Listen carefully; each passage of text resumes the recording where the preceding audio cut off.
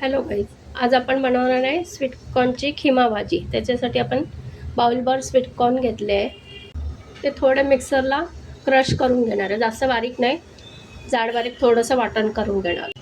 आपण असं जाड बारीक मक्याचं वाटण केलेलं आहे आणि मी हे एक वेगळं वाटण केलेलं आहे। लसूणच्या जवळजवळ 10-12 पाकळ्या घेतल्या आहे। त्यात आपलं लाल तिखट टाकायचं आहे काश्मीरी, आणि ते मिक्सरमध्ये थोडंसं पाणी घालून बारीक करायचं। याची चव खूप सुंदर लागते भाजीला। कढईमध्ये आपण तेल घातलेलं आहे, मोहरी घालूया,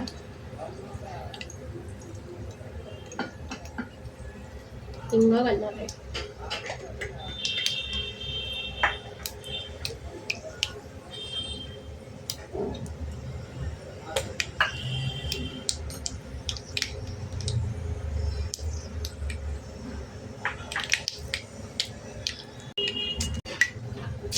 कढीपत्ता घालूया, जिरं घालूया,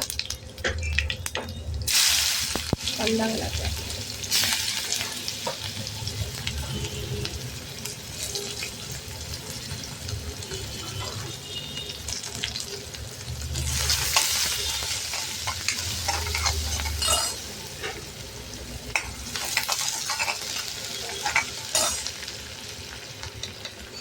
एक चमचा ठेचा घालूया, हिरवी मिरची, आलं आणि कोथिंबीर भरपूर घालून वाटलेला,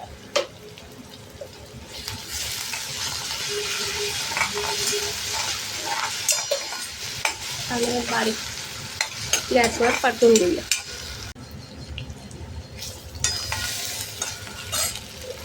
आता आपण याच्यामध्ये हे तिखट केलेले ते घालणार आहे 1 चमचा, त्यामुळे छान चव येते।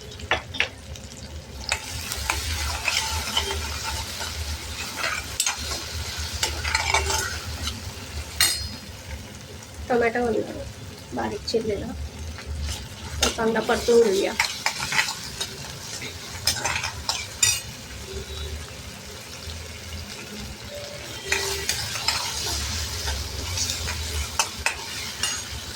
आता गॅस बारीक करून आपण याच्यामध्ये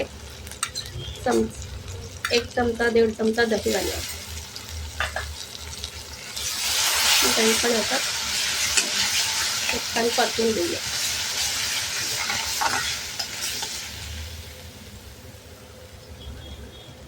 हळद घालूया,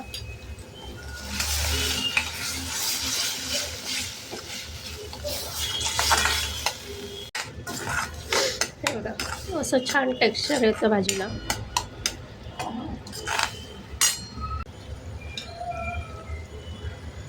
असं तिखट घालूया,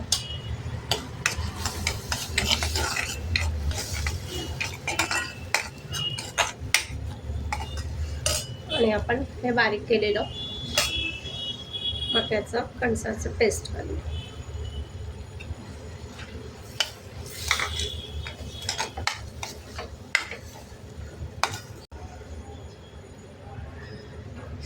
थोडं मीठ घालूया चवीनुसार,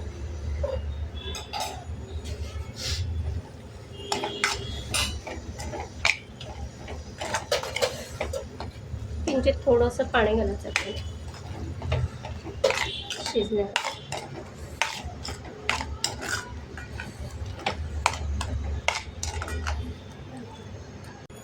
झाकण ठेवून वाफ काढूया। आपण झाकण काढून चेक करूया।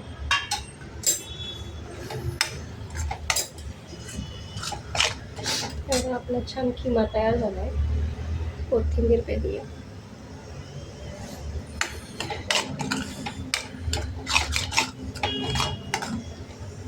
इन्स्टंट आपली भाजी तयार।